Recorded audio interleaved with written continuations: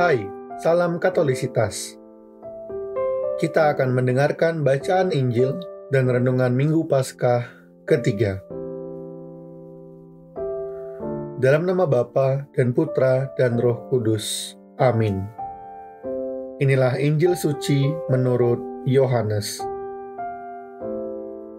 Sesudah bangkit dari antara orang mati, Yesus menampakkan diri kepada murid-muridnya di pantai Danau Tiberias.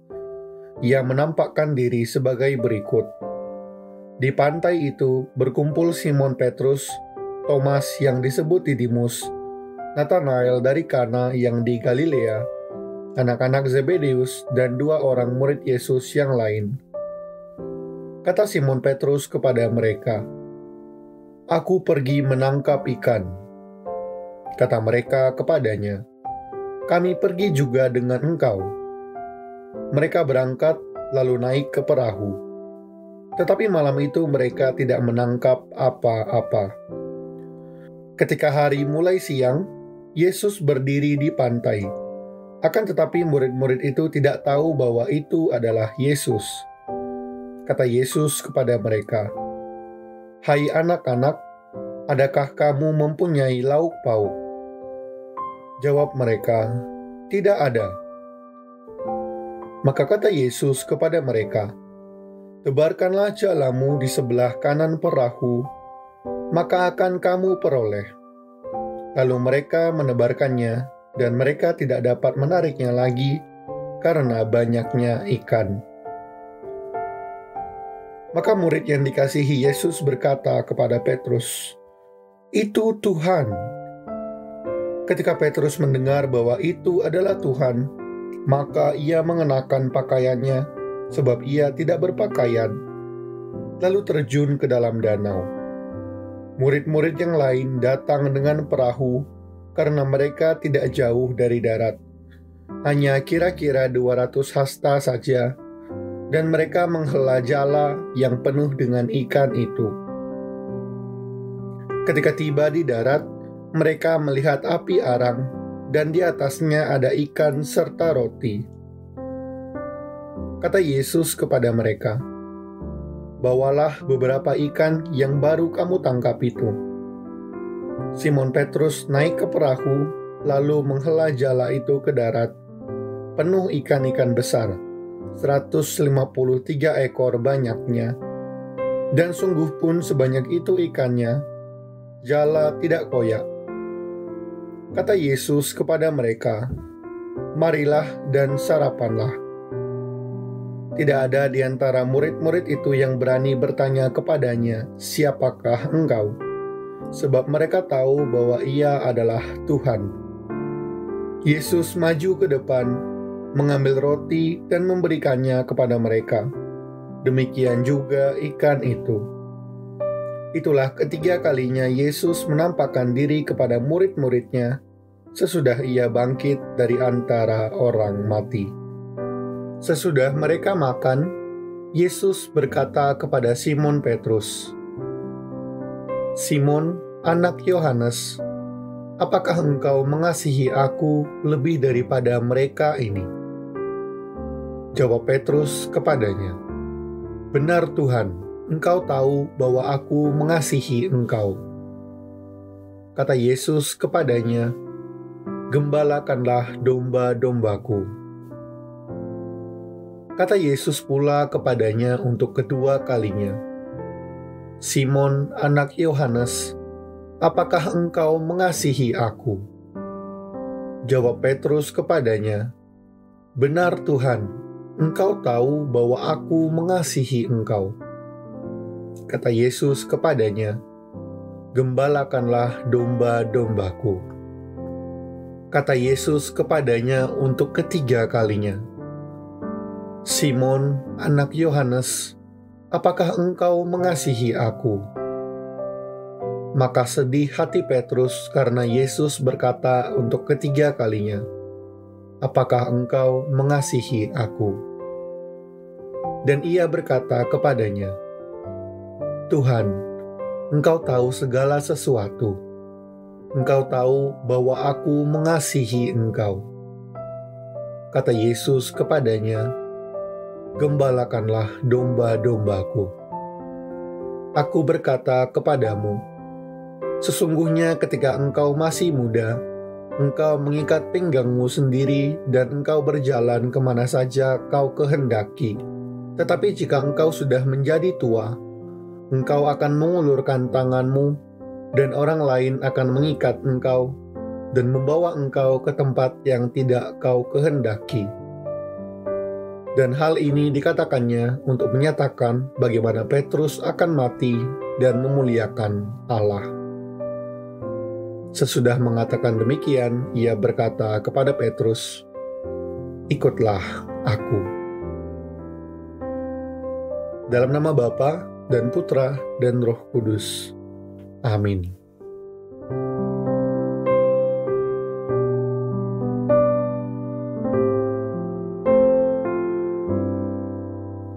Ketika berada dalam suhu yang dingin, pengalaman berada di dekat-dekat api, di dekat-dekat api unggun, di dekat-dekat api arang, di dekat-dekat api yang menyala-nyala, selalu menjadi sebuah pengalaman yang menyenangkan.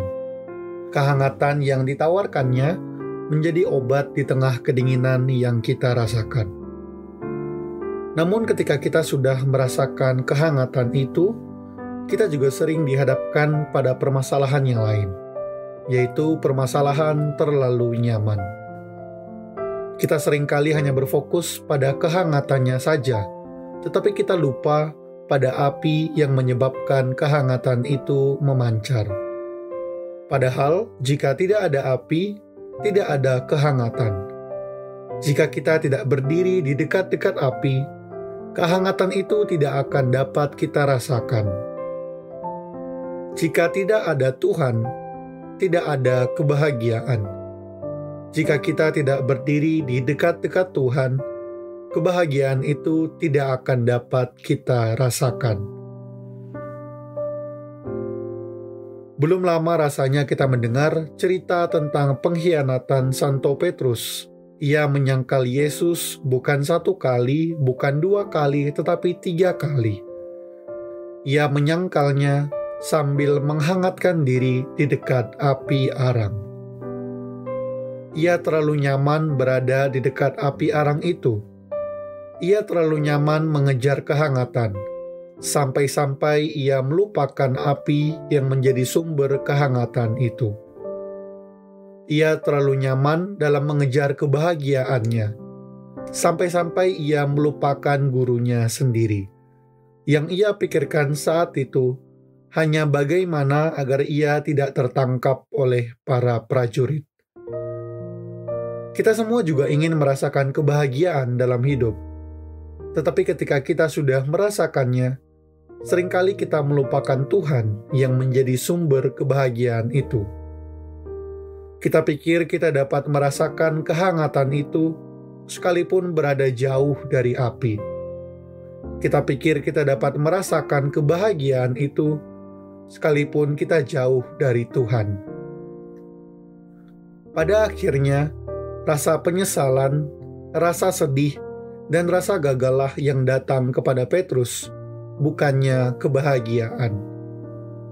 Pada akhirnya, rasa dinginlah yang dirasakan Petrus, bukan kehangatan. Bapak, Ibu, teman-teman yang dikasihi Tuhan, itukah perasaan yang kita rasakan juga ketika kita berdosa, ketika kita gagal, ketika kita menjauh dari Tuhan, sang sumber kebahagiaan kita?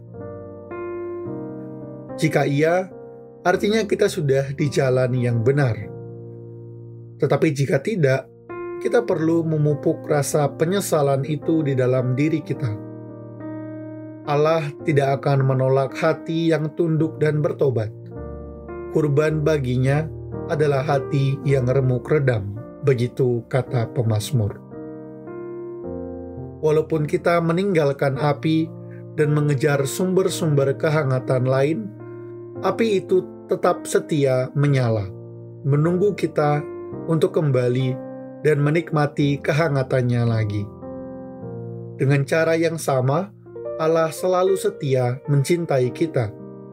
Ia selalu punya jalan untuk bertemu dengan kita dan membawa kita pulang, termasuk melalui kegagalan-kegagalan kita.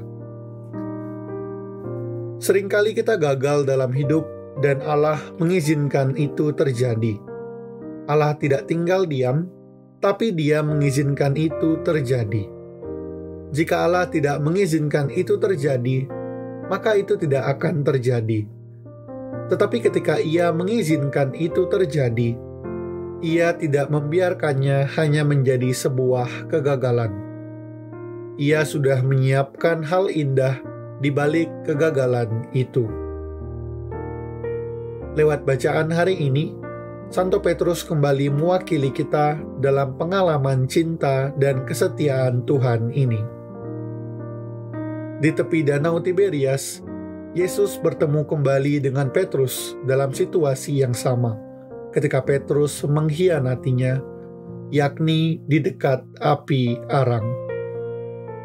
Ketika Santo Petrus menyadari bahwa Yesuslah yang menyuruhnya untuk menebar jala ke sebelah kanan perahu, dengan segera ia mengenakan pakaiannya dan terjun ke dalam danau. Kita bisa bayangkan bagaimana ia begitu terburu-buru, bagaimana ia berenang dan berlari sekuat tenaga untuk menghampiri Yesus yang sedang duduk di dekat api arang itu. Yesus mengundangnya untuk makan bersama dengannya, duduk bersamanya, bercakap-cakap dengannya, merasakan hangatnya api dan sekaligus hangatnya kasih-Nya. Ia membiarkan Santo Petrus merasakan gembira yang meluap-luap karena Tuhan yang telah ia sangkal dan wafat kini telah bangkit dan makan bersamanya. Kini Petrus telah kembali merasakan kehangatan sejati yang berasal dari api yang sejati, bukan kehangatan semu yang ia cari lewat penyangkalannya.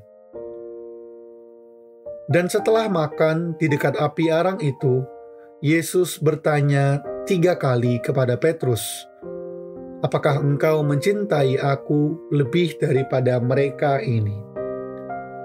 Yesus bertanya 3 kali sebagai tebusan untuk 3 kali Petrus menyangkalnya. Dengan cara yang sama, rahmat pengampunan dan kerahiman Allah juga selalu tersedia bagi kita. 3 kali kita berdosa, 3 kali pula bahkan lebih, Allah mengalirkan pengampunannya bagi kita. Ketika kita merasakan kedinginan, keinginan kita akan kehangatan menjadi berlipat-lipat.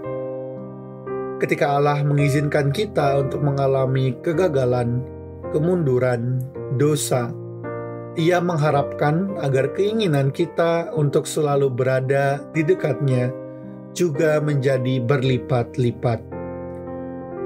Setelah pengalaman kembali kepada api arang ini, kita melihat Santo Petrus yang berbeda. Sekarang kita bisa melihat sosok Santo Petrus, pemimpin para rasul yang begitu mencintai Yesus, begitu menghormati Yesus, sampai ia rela mati dengan tangan terlentang di kayu salib menghadap ke bawah, sebagai bukti cinta sekaligus rasa tidak pantasnya di hadapan gurunya. Pengalaman kembali ini juga yang membuatnya mampu berseru, kita harus lebih taat kepada Allah daripada kepada manusia, dan membuatnya mengalami kegembiraan karena boleh menderita karena nama Yesus. Cinta Santo Petrus telah diubah Allah, bukan lagi cinta yang dapat luntur karena ditekan dunia.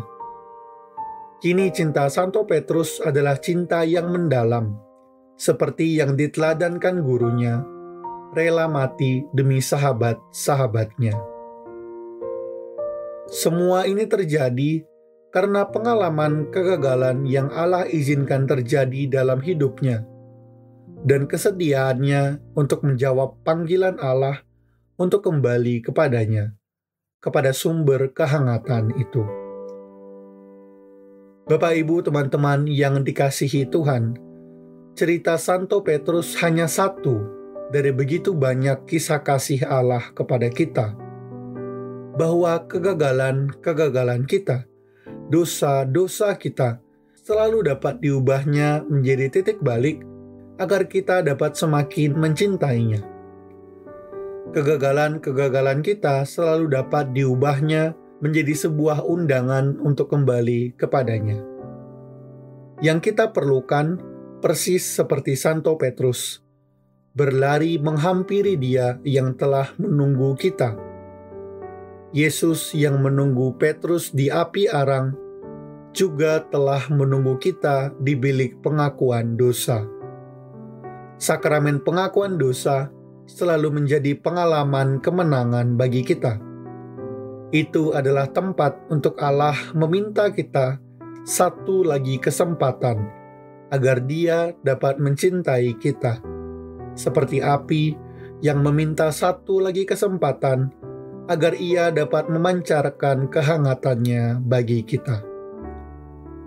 Seperti yang kita dengar pada Mazmur Tanggapan, pengalaman berada di dekat api, pengalaman berada di dekat Tuhan, telah mengubah diri kita yang meratap menjadi orang yang menari-nari. Kita tidak lagi kedinginan, tetapi justru merasakan kehangatan. Kita tidak lagi merasa gagal, tetapi justru sukacita kita menjadi penuh karena kita berada di dekat Tuhan. Lewat luka-luka kita, lewat kegagalan-kegagalan kita, Allah mau mencintai kita dan membuat kita semakin mencintainya.